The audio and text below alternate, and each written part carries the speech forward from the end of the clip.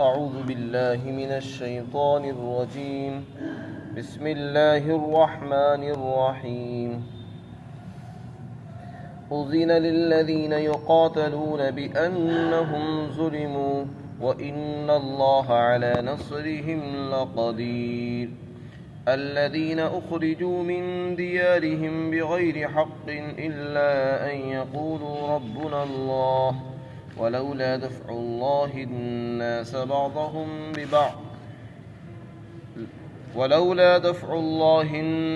بعضهم ببعض لهدمت الصوامع وبيع وصلوات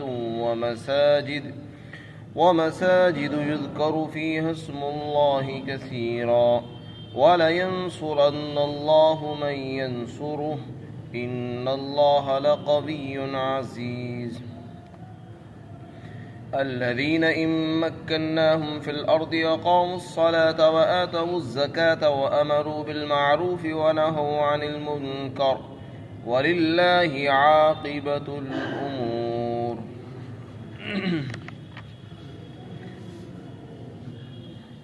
اور جن لوگوں سے قتال کیا جاتا ہے ان کو اجازت دی جاتی ہے کہ وہ اپنا دفاع کریں، اس وجہ سے کہ ان پر ظلم کیا گیا ہے، اور یقیناً اللہ تعالیٰ ان کی مدد کرنے پر ضرور قادر ہے۔ یہ وہ لوگ ہیں جن کو ان کے گھروں سے ناحق اس بنیاد پر نکال دیا گیا کہ انہوں نے یہ کہا کہ ہمارا رب اللہ ہے، اور اگر اللہ کی طرف سے یہ بات نہ ہوتی کہ اللہ تعالیٰ بعض لوگوں کے شر کو دوسرے بعض لوگوں کے ذریعے سے دفع کر فرماتا ہے، تب تو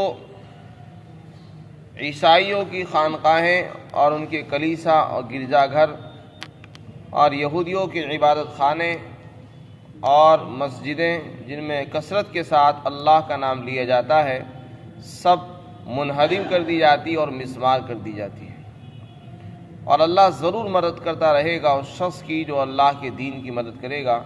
یقیناً اللہ طاقتور ہے اور غلبے والا ہے۔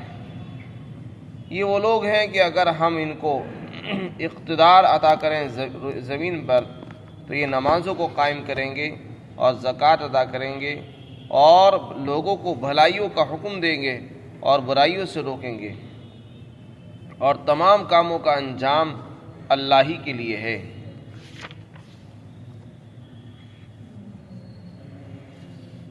مسلمان جب شروع میں مکہ مکرمہ میں تھے تو ضعف اور کمزوری کی حالت میں تھے۔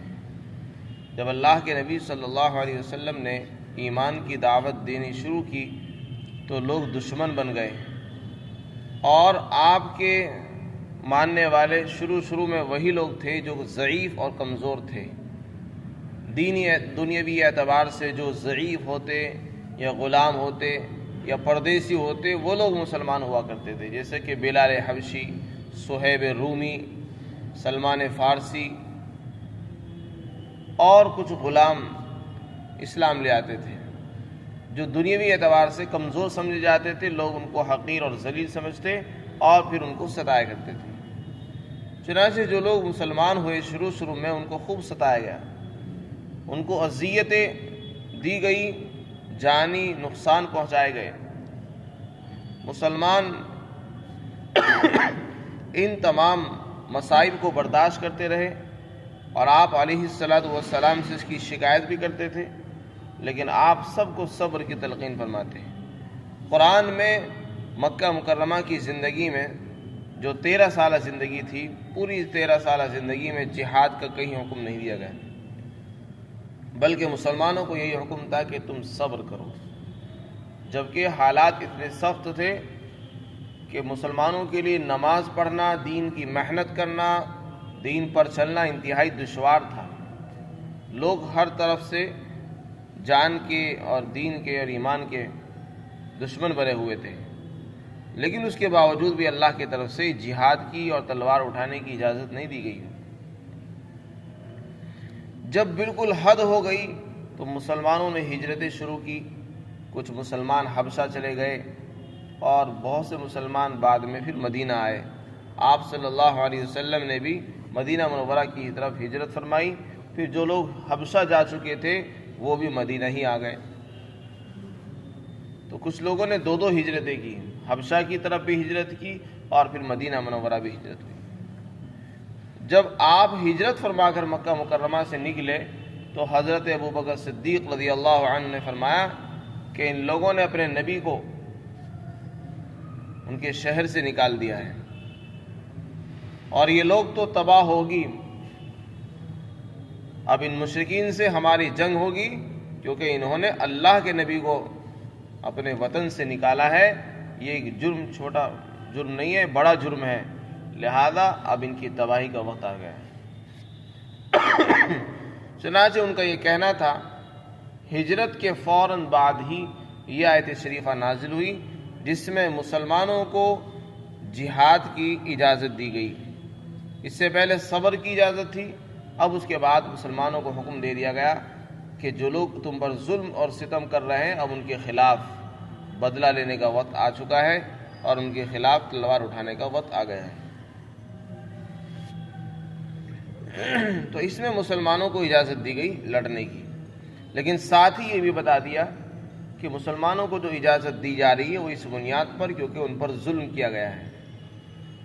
اقدامی جہاد کا حکم نہیں دیا گیا بلکہ دفاعی طور پر ہی جہاد کا حکم دیا گیا کہ ان پر چونکہ ظلم اور ستم کیے گئے ہیں اور ان کو ان کے گھروں سے نکالا گیا ہے، ناحق ان پر ظلم کیے گئے ہیں، تو یہ لوگ مظلوم ہیں.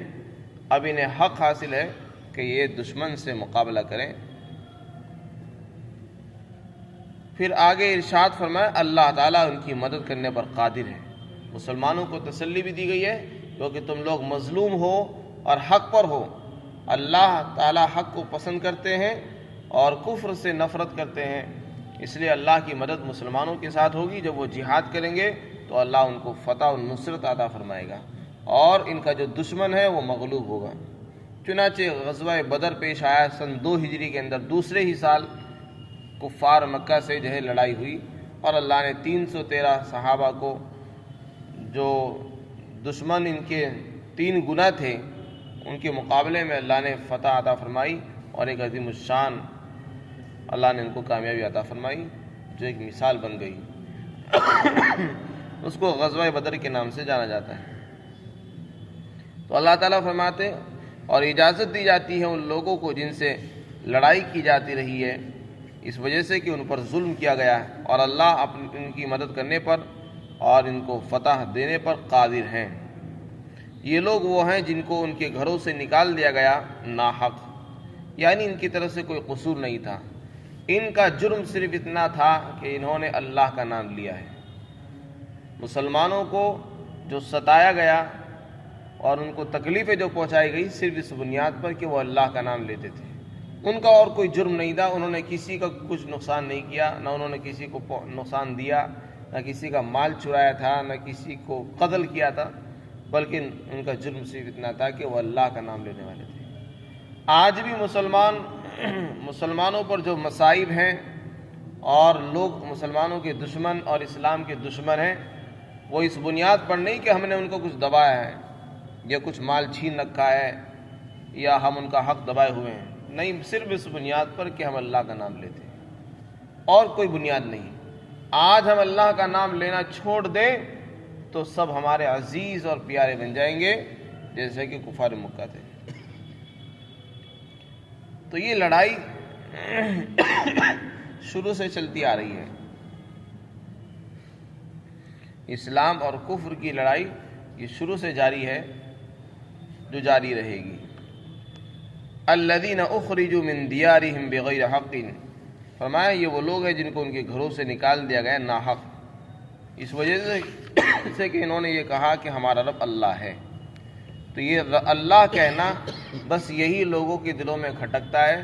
جس کو اللہ ہدایت دیتے ہیں وہ اس کو سمجھتے، جن کو اللہ گمراہ کر دیتے ہیں ان کی بات یہ سمجھ میں نہیں آتی کہ اللہ ہمارا رب اللہ ہے. آگے اللہ رب العزت نے ارشاد فرمایا جہاد کی حکمت. پہلے تو یہ سمجھنا چاہیے کہ جہاد کسے کہتے ہیں. ہم سب اللہ کے بندے ہیں، اور بندے کا کام یہ ہے کہ اللہ کی بندگی کرے۔ دنیا میں ہم آئے ہیں اللہ کے حکموں کو بجا لانے کے لیے، تو بندے کا کام یہ ہے اللہ نے جو احکامات اپنے رسولوں کے ذریعے سے ہم کو عطا فرمائے ہم ان پر عمل کریں اور اللہ کی بندگی کریں،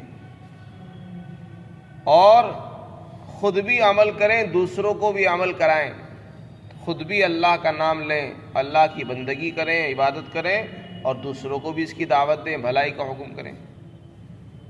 اور اس دین کو زندہ کرنے میں جو رکاوٹیں آئیں، جو لوگ حق کو زندہ کرنے کے لیے رکاوٹ بنے اور روڑا بن رہے ہوں، ایسے لوگوں سے مقابلہ کرنا، اس کو جہاد کہتے ہیں۔ اس میں سب سے پہلے انسان کا اپنا نفس بھی ہے، نفس سے بھی جہاد ہوتا ہے، کیونکہ جب کوئی حکم آتا ہے اللہ کا تو نفس بھی اس میں مخالفت کرتا ہے، اور نفس نہیں چاہتا کہ اللہ کا حکم پورا کیا جائے۔ سردی میں صبح سویرے اٹھنا، ٹھنڈے پانی سے وضو کرنا، گرمی میں دھوپ میں گرمی میں باہر نکلنا، یہ نفس پر بڑا بھاری معلوم ہوتا ہے، نفس کے لیے بڑا ثقیل ہے۔ وَإِنَّهَا لَكَبِيرَةٌ إِلَّا عَلَى الْخَاشِعِينَ، بڑی بھاری ہے یہ۔ تو نمازیں بڑی بھاری معلوم ہوتی ہیں نفس کے لیے، عبادتیں بڑی بھاری معلوم ہوتی ہیں، تو نفس سے بھی لڑنا ہے، یہ بھی جہاد ہے۔ اور وہ لوگ جو دین کے راستے میں رکاوٹ بنے اور دین کے اوپر کے لیے مذہبی دشمنی پیدا کریں اور مذہب کے نام پر لڑتے ہیں، ایسے لوگوں سے لڑنا یہ جہاد کہلاتا ہے۔ مسلمانوں کو جو حکم دیا جا رہا ہے وہ اسی بات کا ہے کہ جو لوگ دین کے راستے میں تمہارے لیے رکاوٹ بنے ہوئے، تمہارے لیے انہوں نے جینا دوبھر کیا، مکہ سے نکلنے پر مجبور کیا، اور اب مدینہ آ گئے ہو تو یہاں بھی تمہیں امن اور چین سے رہنے نہیں دیتے ہیں، بلکہ یہاں بھی پریشان کر رہے ہیں، تو لہذا اب ان کو حکم ہوا کہ اب ان سے مقابلہ کرو۔ چنانچہ بدر کے میدان میں ان سے مقابلہ ہوا اور اللہ نے مسلمانوں کو فتح عطا فرمائی۔ جنگ کی حکمت کیا ہے؟ لڑائی اور جنگ اور جہاد کیوں مشروع ہوا ہے؟ تو یہاں یہ ایک بات بتائی گئی کہ جہاد کوئی نئی چیز نہیں ہے، ایسا نہیں کہ اللہ نے جہاد اسی امت کو دیا، نہیں، بلکہ یہ حق اور باطل کی لڑائی شروع سے چلی آ رہی ہے۔ جب سے یہ دنیا قائم ہے اسی وقت سے یہ لڑائی حق اور باطل کی، اسلام اور کفر کی چل رہی ہے۔ ہر نبی نے اپنی اپنی قوم کے ساتھ، کفار کے ساتھ لڑائی کی ہے، اور یہ فرمایا کہ دیکھو اگر جہاد کا حکم نہ دیا جاتا تو کیا نقصان ہوتا۔ دنیا میں اللہ جس کو طاقت دے دیتا ہے تو وہ یہ سمجھتا ہے بس میں ہی میں ہوں اور دوسرا کوئی کچھ نہیں ہے، بس وہ اپنی طاقت کے نشے میں جو چاہتا ہے کرتا ہے، وہ یہ نہیں دیتا کہ میں صحیح کر رہا ہوں غلط کر رہا ہوں، بلکہ وہ اپنی طاقت کے نشے میں کام کرتا ہے۔ وہ حق والوں کو بھی دباتا ہے، حق کو بھی مٹانا چاہتا ہے اور حق کو بھی ہٹانا چاہتا ہے۔ تو اللہ تعالیٰ نے فرمایا کہ ہم نے ایسا نہیں کیا ہے، اگر ہم نے کسی کو اقتدار دیا ہے تو دوسروں کو جہاد کا حکم بھی دیا ہے۔ تمہارے پاس طاقت ہے، ان کے پاس اللہ نے ان کو جہاد کا حکم دیا ہے۔ تو فرمایا ہم نے بعض لوگوں کو شر کو دوسرے بعض لوگوں کے ذریعے سے دفع کیا ہے، یہ ہماری سنت رہی ہے، جس نے بھی سر اٹھایا اس کے مقابلے میں ہم نے دوسروں کو کھڑا کر دیا، چنانچہ انہوں نے ان کا مقابلہ کیا اور کامیابی ملی۔ اللہ تعالیٰ فرماتے اگر ہم بعض لوگوں کے شر کو دوسرے بعض لوگوں کے ذریعے سے دفع نہ کرتے تو نقصان دنیا میں یہ ہوتا، زمین میں فساد پھیل جاتا، تمہاری جو عبادت گاہیں ہیں وہی مسمار کر دی جاتی، مٹا دی جاتی، زمین دوز کر دی جاتی، اور تم کہیں کے نہ رہتے۔ اس لیے کہ مسلمان ہو یا کوئی بھی ہو، اس کی جو عبادت ہوتی ہے وہ مسجد میں ہوتی ہے۔ اگر مسجد ہی نہ رہے تو وہ اللہ کا نام کہاں لے گا؟ گھر میں اس کے پاس جگہ نہیں، یا گھر میں اگر کرنا بھی چاہتا ہے تو وہ سکون نہیں ملتا جو ملنا چاہیے عبادت کے لیے، وہ وہاں اس کو حاصل نہیں، نہ وہاں جماعت کر سکتا ہے، نہ وہاں اللہ کا نام اطمینان اور سکون کے ساتھ لے سکتا ہے۔ تو اس کے لیے مسجدیں ہیں، اور اگر مسجدیں ہی نہیں رہیں گی تو اللہ کا نام کہاں لیا جائے گا؟ تو پہلے زمانے میں مختلف شریعتیں رہی ہیں۔ حضرت موسیٰ علیہ السلام کے زمانے میں بھی لوگ عبادت کرتے تھے، ان کی عبادت خانوں کو صلوات کہا گیا ہے، ان کے عبادت خانے بنے ہوئے تھے۔ ان کے زمانے میں جو لوگ تھے وہ چونکہ اس وقت کے مسلمان تھے، اس لیے ان کو بھی جہاد کا حکم تھا، انہوں نے بھی جہاد کیا۔ عیسائیوں کے زمانے میں کلیسا ہوتے تھے، گرجا گھر ہوتے تھے اور خانقاہیں ہوتی تھی جن میں وہ خلوت نشینی اختیار کرتے اور اللہ کا نام لیا کرتے تھے۔ ان کی حفاظت کے لیے ان کو جہاد کا حکم دیا گیا۔ مسلمانوں کے پاس اس وقت مسجدیں ہیں، تو اللہ تعالیٰ فرماتے ہیں کہ اگر جہاد کا حکم نہ ہوتا یہ ساری چیزیں منہدم کر دی جاتی، گرا دی جاتی، اس لیے کہ لوگ طاقت کے نشے میں ان کا غلط استعمال کرتے، اس لیے ہم نے جہاد کا حکم دیا انبیاء کرام کو۔ انبیاء نے پھر جہاد کیا، جس کے نتیجے میں ان کی جان، ان کی مال، ان کا دین اور ایمان اور عزت اور آبرو محفوظ ہو گئی۔ تو اس سے جہاد کا مقصد بھی بتا دیا اور حکمت بھی بتا دی۔ جہاد کے ذریعے سے ملک میں امن قائم کرنا مقصود ہے، قتل و غارت گیری مقصود نہیں ہے۔ لوگوں نے جہاد کا مفہوم غلط لیا ہے، اس لیے سوالات اور اعتراضات لوگ اسلام پر کر رہے ہیں، جبکہ اسلام کے نزدیک جو جہاد کا تصور ہے وہ انسانیت کا قتل نہیں ہے، بلکہ قرآن نے قتل انسانیت کے متعلق فرمایا وَمَنْ قَتَلَ نَفْسًا بِغَيْرِ نَفْسٍ أَوْ فَسَادٍ فِي الْأَرْضِ فَكَأَنَّمَا قَتَلَ النَّاسَ جَمِيعًا۔ جس نے کسی ایک انسان کو قتل کیا اس نے گویا کہ ساری انسانیت کو قتل کر دیا۔ تو اسلام تو قتل کے خلاف ہے، یعنی قتل و غارت گیری کے حق میں نہیں ہے۔ اسلام خود ایک امن پسند مذہب ہے، اور وہ یہ کہہ رہا ہے کہ اگر کوئی آدمی ایک انسان کو ناحق مارتا ہے، اس نے کوئی جرم نہیں کیا، بغیر کسی جرم کے اس کو مارتا ہے، نہ اس نے کوئی فتنہ اور فساد پھیلایا ہے، اگر آپ اس کو مار دیں تو وہ ایسا ہے جیسے کہ آپ نے ساری انسانیت کا قتل کر دیا ہے۔ ایک انسان کا قتل ایسا ہے، اس نے کوئی جرم کیا ہے اور اس کے جرم میں اس کو مارا جا رہا ہے تو وہ تو بجا ہے، وہ برحق ہے۔ ناجائز اور ناحق کسی کو قتل کر دینا یہ ساری انسانیت کا قتل ہے اسلام کے نزدیک۔ تو جو اسلام یہ تصور رکھتا ہو بھلا اس کے نزدیک قتل و غارت گیری کہاں جائز ہو سکتی ہے؟ تو جہاد کا مفہوم جو لوگوں نے غلط سمجھا ہے وہ نہیں ہے، بلکہ جہاد کا مقصد تو حفاظت ہے، امن کو قائم کرنا ہے ملک کے اندر، اور حق کے راستے میں جو رکاوٹیں ہوں ان کو دور کرنا، اور لوگوں کی جانوں کی، مال کی، عزت اور آبرو کی حفاظت کرنا، تاکہ لوگ سکون کی سانس لے سکیں۔ اللہ کا نام سکون اور اطمینان کے ساتھ جب لیں گے جب دشمن کو زیر کریں گے، اور اگر دشمن سروں پر ہوگا تو اللہ کا نام بھی نہیں لیا جا سکتا ہے، اس لیے جہاد مشروع کیا گیا۔ چنانچہ جب غزوہ بدر ہوا تب جا کے ان کی کمر ٹوٹی مکہ والوں کی، اور اس کے بعد پھر یہاں آہستہ آہستہ ان کی طاقت ختم ہوتی چلی گئی، یہاں تک کہ مکہ فتح ہو گیا۔ اس لیے فرمایا کہ اگر اللہ کی طرف سے بعض لوگوں کے شر کو دوسرے بعض لوگوں کے ذریعے دفع کرنا نہ ہوتا تو یہ سارے عبادت گاہیں جن میں اللہ کا نام کثرت سے لیا جاتا ہے اور لیا جاتا رہا ہے وہ سب منہدم کر دی جاتی ہیں۔ وَلَيَنْصُرَنَّ اللَّهُ مَن يَنْصُرُهُ، آگے فرمائے جو اللہ کے دین کی مدد کرے گا اللہ ضرور اس کی مدد فرمائیں گے۔ یعنی کوئی آدمی اللہ کا دین لے کر کھڑا ہے، دین زندہ کرنا چاہتا ہے، دین کے لیے محنتیں کر رہا ہے، مشقتیں اٹھا رہا ہے، اور اللہ مدد نہ کرے، ایسا نہیں ہوگا۔ جب ہم اللہ کے لیے قربانیاں دے رہے ہیں تو اللہ ہماری مدد فرمائے گا، اللہ زبردست ہے، قوت والا ہے۔ پھر آگے اللہ تعالیٰ نے مسلمانوں کی صفات بیان کی ہیں۔ علماء نے لکھا ہے کہ یہ آیت شریفہ خلفائے راشدین کے لیے پیشین گوئی ہے، اور یہ فرمایا مسلمان، یہ جو آج کے مسلمان ہیں جو ابھی ہجرت کر کے آ رہے ہیں، اس زمانے میں مسلمانوں کے پاس کوئی حکومت نہیں تھی، نہ کوئی اقتدار تھا، لیکن ان کی صفات ایسی بیان کی کہ اگر ہم ان کو اقتدار دے دیں، حکومت ان کو مل جائے تو یہ نمازیں خود بھی قائم کریں گے، لوگوں کو بھی نماز پر لائیں گے، زکوٰۃ خود بھی دیں گے، دوسروں کو بھی کرائیں گے، یعنی جتنے بھی احکامات اللہ کے ہیں اس پر خود بھی چلیں گے، دوسروں کو بھی چلائیں گے، لوگوں کو بھلائی کو حکم کریں گے، برائی سے روکیں گے۔ یہ ان میں صفات ہیں، ان میں یہ صلاحیتیں موجود ہیں جو آج مکہ سے ہجرت کر کے آ رہے ہیں۔